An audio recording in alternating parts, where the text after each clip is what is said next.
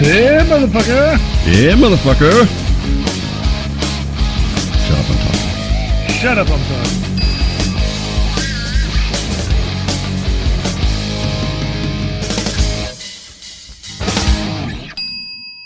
I will be 55 this year. It's disgusting. You know, my grandfather died at 55. You ever think maybe you got it right? You don't remember him, feeble. This could be it. This could be it. This could be the swan song. The way you talk, it sounds like it's, I don't want to say inevitable, but you think it is. You know, the way I look about it, I've lived 25 years longer than I thought I would. I truly didn't think I'd live past the age of 30. I don't know where I got that idea or why it took hold, where I truly believe that. I don't know. The listeners of Shut Up, I'm Talking understand perfectly. You don't even have to explain. Yeah. You tried to fight a whole bar. That's like when I went to Florida when I got out of high school and I hit that tractor trailer. I heard that just 2 or 3 days ago. Oh, we already done that episode. No, that's never aired. Were you went under the tractor trailer? Yeah. That's never aired. Now, that time I really thought I was dead. And you said you got a ticket from the police officer, but you didn't know what it was for. And the other thing is, you're that fucking drunk, you have to stink of alcohol. Oh, no, I was stone cold sober when the cop showed up. That doesn't take away the stink. You're still sweating it from your pores. I don't care. It was overridden by the smell of urine.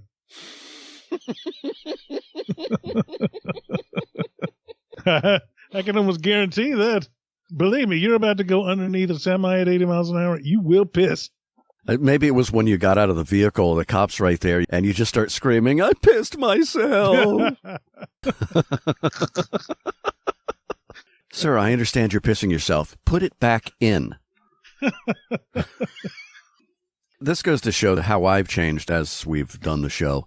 When we originally recorded that last year, I'm like, well, these are drunk driving tales. It doesn't look well. And how do I introduce this and make it look? And now I go, fuck it, put it out. Yeah. No. It's Matt's reputation, not mine. What reputation? I tell these things to entertain and as a cautionary tale to the younger listeners out there. Don't do what I did. Why not? You're almost 55. It seems to be paying off for you. I mean, nobody's afraid of you anymore, so that's that. Wasn't there was a story where you drove underneath a tractor trailer? That was in Florida. That was late. I was by myself. Or not wasn't by myself, it was with Craig. I've been drinking and acting a fool all day long, and we went to Disney World. Yeah. All right. And by 8, 9 o'clock, I had to drive 2 hours to get back to his dad's house. And I literally just passed out at the wheel going about 80 miles an hour. And you want a rude awakening, that'll do it. You're on, what, 95? No. It was the Florida Turnpike going from Orlando to West Palm Beach where his father lived. Which, if you've ever been on the Florida Turnpike, is a long, straight road. It's completely flat. There are no turns, and there are no hills, or no nothing. And after a while, it looks like a tunnel because of all the trees on either side. And I just got really tired because I've been running around all day. What kind of car was this? Oh, it was a rental car. I had rented a car when I got down there. I forget what kind of car it was. All right. I just fell asleep at the wheel. All of a sudden, Craig, who I was riding with, starts yelling, "What are you doing?" And I opened my eyes, and of course, I am like right on the back end of a tractor trailer.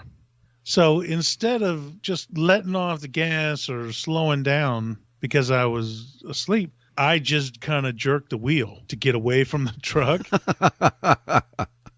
Went over into the shoulder when, of course, there it's like sand.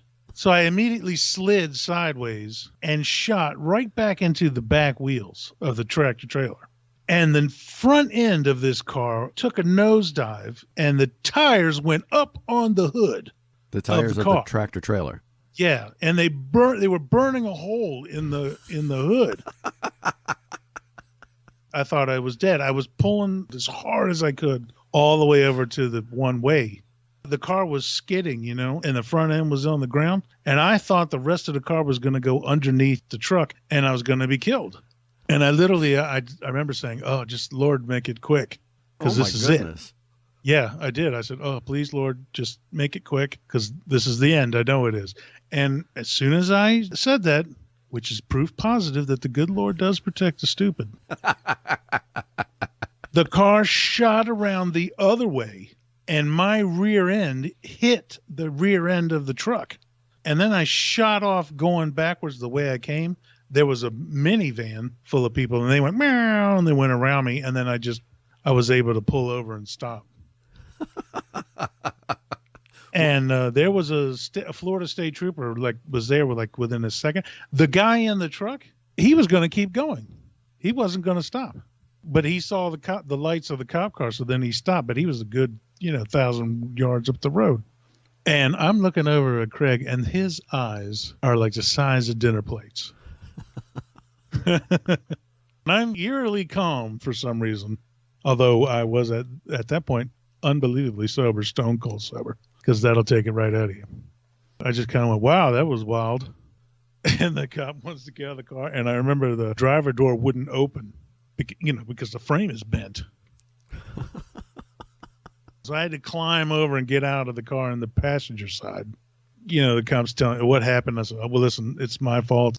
We were at Disney World all day, and I just must have blinked or nodded, and oh, I'm so glad you weren't killed and all that. No. Well, anyway, I'm looking because now I can see if I had just made it another 5 minutes, my exit to get off the turnpike was right there. It would have avoided the whole thing if I had just been able to stay awake for another 5 minutes. So I got a ticket and all that and then of course this goober truck driver comes, oh, I thought I hit a dog. That's why I wasn't going to stop. And I went, okay. That was one big ass dog. Yeah. And then the cop goes, uh-huh. But I got the ticket. I was blamed for the accident. So he goes, well, do you think you can drive this thing off the road or you want a tow truck? And I'm like, man, my exit is literally right there. I said, let me get it off the highway and I'll pull it into a 7-Eleven or something.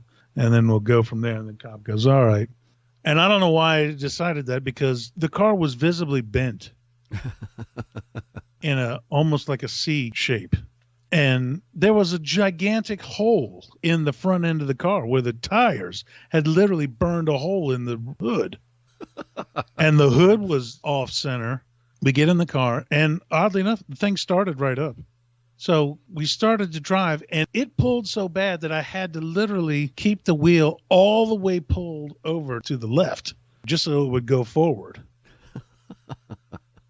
And I pulled it in there. We had to call his father to come pick us up, and I called the rental company. I had a wreck. It's like a carnival ride. Yeah. Okay, well, we'll bring you another car tomorrow. Fantastic. This time it was a Dodge Daytona. It was like a smaller car, but it was, like a little sports car. I wasn't thinking too much of it. I was like, well, hey, that was fun. Don't do that again. So we're driving the Daytona around, I would say less than a week later. I'm completely trashed. We all are. Lesson learned, huh? No. I did learn my lesson because I'm not driving drunk this time. Put it on Craig. I'm not doing it.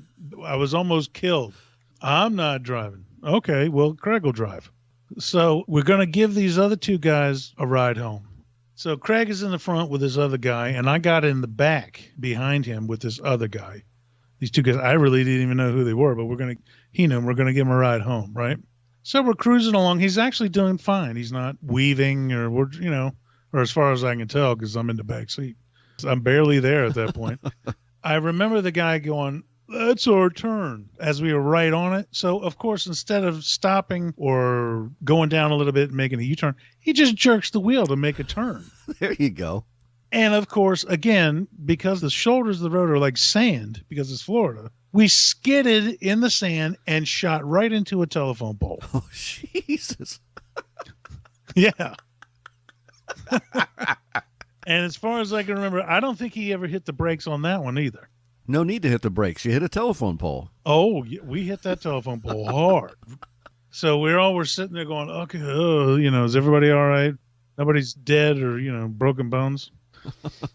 So we all get out of the car and we're standing there and I'm like, man, that's 2 cars in less than 2 weeks. I wonder if I'm going to get in trouble. Well, then we have to call his father to come get us. We wrecked the car.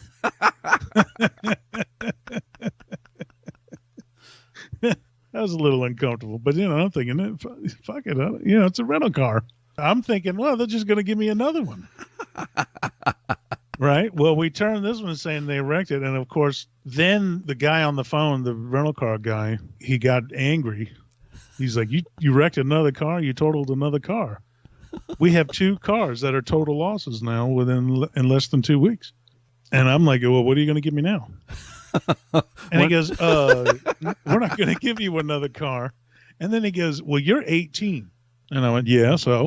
And he goes, well, legally in the state of Florida, you cannot rent a car until you're 21. When I went to get the car, of course, his dad co-signed. Oh, man. I don't remember that, but I didn't remember that part. Oh, man. So not only you have voided your rental agreement, but you are now on the hook for both of these cars. Because they were brand new cars at the time, And I hung up the phone. I went, I think it's time I go home. I didn't say anything. Craig was going to stay in Florida. So I said, yeah, okay, it's time for me to go. I never said anything about the rental car people until after I was in Virginia. Then I was getting these phone calls. Hey, man, they want us to pay for these 2 cars. It's been nice knowing you, Craig. And I just go, what? Prank call. I don't know what you're talking about. Yes. So I learned my lesson about drunk driving because I came home and immediately started doing it, going to Georgetown all the time. I used to share a Chevy Chevette with my sister. All right. Which is a little tiny car, and we would all go up to Georgetown. We used to go to this place called the Fish Market. That's why I learned my appreciation for the Long Island iced tea. Is that like a pickup place? Because if so, that's a hilarious name for a... Yeah, but it was called the Fish Market. Yeah, it was just one of the bars in Georgetown. But they had this big, giant, what they called the fish bowl, and you could get it with Long Island iced tea for $3. Oh, man. And this had to be well over a quart of alcohol in this thing. So we were sitting there getting absolutely blind. So we're sitting there joking around and laughing and acting like idiots. And Mike is sitting next to me, and there's a slight lull, and he literally fell off the bar stool onto the floor. He was sitting perfectly still. And he's literally just fell off the stool. And then he got up and was like, oh, he started laughing. And then the bartender goes, that's it. Y'all are cut off. No more. Right? I think there may have been a drink or two too late. So they throw us out after that. And Mike and Richard, because they're juvenile, which one is faster? Let's race to the bottom of the hill to run down the hill because we were going to get in the car to go home. Because I always parked down at that parking lot across from the bayou. All right. And we just walked up the hill to M Street. I said, okay, let's go. And then they took off running. I'm not doing that. You win. Yeah, that's right. I did win because when they got to the bottom of the hill, what happened? They vomited. Oh, they both start puking up just vileness. Couldn't see that coming. Oh, no. They just puked and puked and puked. And I walked down the hill laughing. The real bet was who could vomit more. Oh, yeah. At that point, yeah. Oh. We get in the car, and I'm like, all right, calm down. I gotta focus. I got to drive. So we're driving up the street, and I couldn't find the entrance onto 66 to come home. Uh-huh. So we're driving around, and Mike goes, hey, there it is. There it is. There's the entrance. Okay, so I zoom over, and I get up there, and I go right up the hill and immediately regret my decision because as soon as I crested the top of the hill, I realized that I had just gone up the off-ramp. I went, holy crap. there's heavy traffic coming my way, highway speeds. And I'm in a little tiny car, and I stopped. And I'm like, oh, my God, we went up the wrong way. And, of course, these two start cackling. Ha, ha, ha, ha, ha. Look at you, you dummy. You went up the wrong. And I'm like, you know what? You're just about to be as dead as I am. Oh. I've got to get out of here. I don't know what to do. I can't, make a U-turn. So I just put it in reverse. And tried to go backwards down the off-ramp. Drunken decisions. And I literally pinballed it all the way down. Boom, boom, boom, boom, boom. From one side to the other. Boom, boom, boom, boom. And I got down to the bottom of the hill and I said, oh, thank you, Lord. I'm so glad I'm not dead. And I'm sitting there and I'm trying to calm down because I went into a panic when I saw the rest of the traffic. Of course, they're laughing at me. It's not their car. Yeah, it's not their car. And so I turned around and I'm like, oh, I know where it is. And I just said, hey, shut up. You don't know anything. That's the last time I'm ever getting directions from you. And I'm riding around. And then I did finally see the correct on-ramp on the 66. I got up on the highway and I was going to turn and look and say, hey, see, I found it. But they had already passed out. The fun was over. The fun was over. The nightmare. That really scared me. That time really scared me. And a good time was had by all. Yes, it was. Oh, and then there was a time I had my first car. My first car was a 74 Buick Century, which was kind of like the Buick version of a Le Mans. I was so drunk, I literally could not see past the dashboard. Jesus Christ. I'm focusing on the dashboard and my speed. Chris in the passenger seat watching the road going, okay, a little to the left, a little to the right, because, keep me in the lane. Right? And then Mike was in the back seat looking out the back window telling me if there were cars coming. It took all three of us to drive home. How fast were you going? I don't know. Had the cruise control set on 35. Probably. Because I was already in a weird headspace because I thought I was going to crash.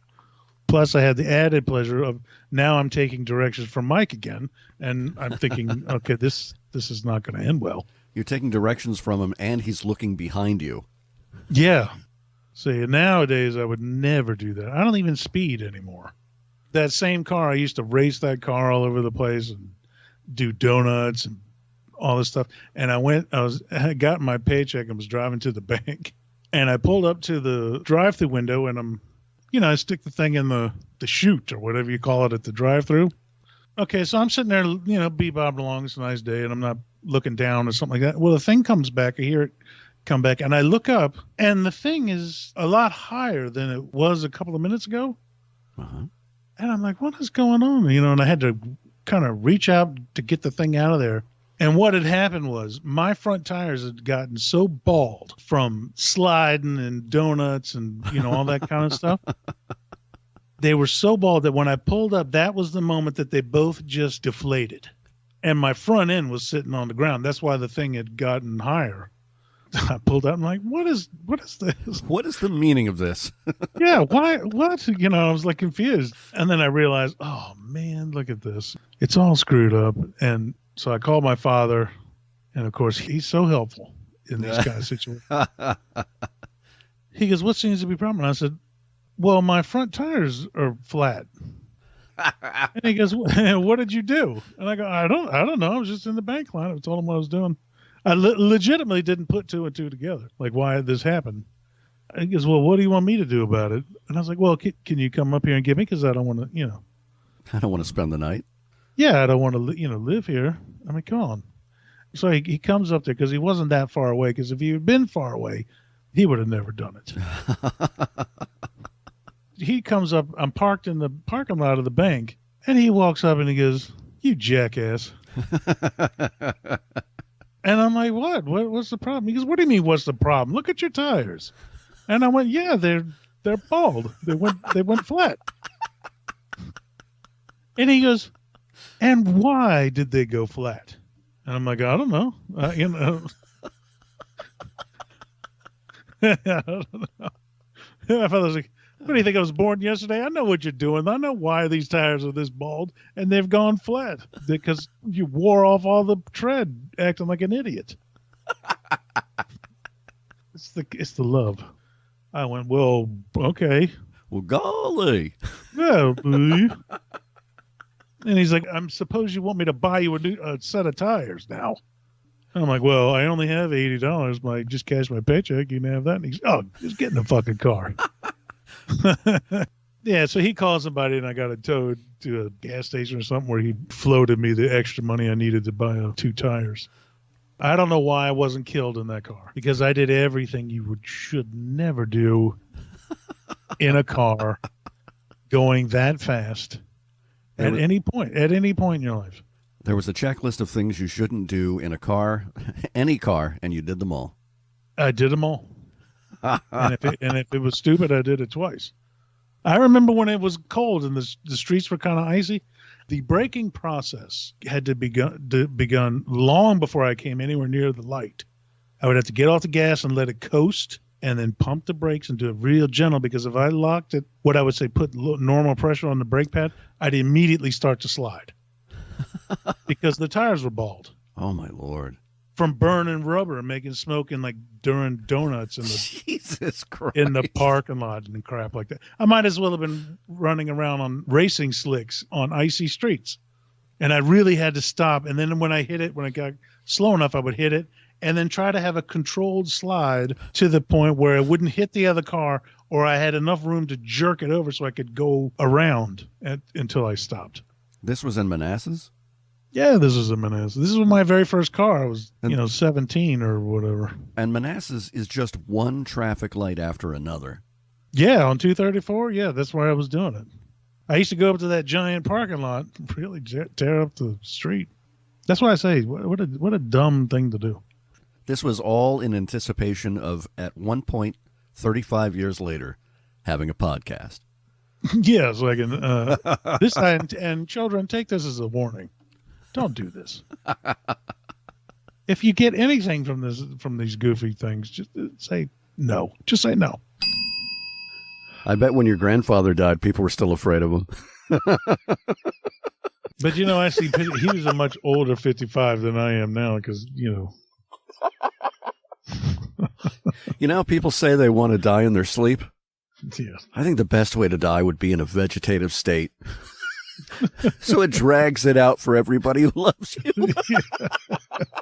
That's nice. Wait till all the money's gone. And then they have to pull the plug because they just can't pay for it. I'm just a skeleton on a gurney. I'm just collecting dust. People mention your name and they go, still? His nickname is Cadaver. No, you know what? The best way is when they put on your death certificate, death by misadventure.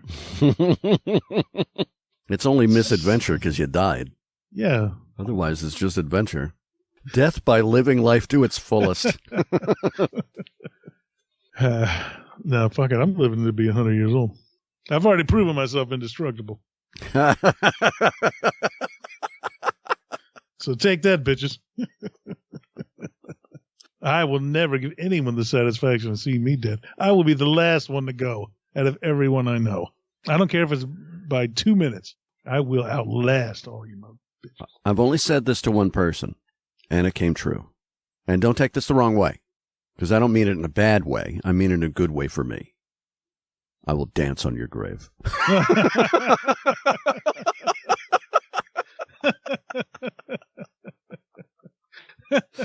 No offense. Yeah, none taken because I know I'm going to outlast. We'll see who's dancing.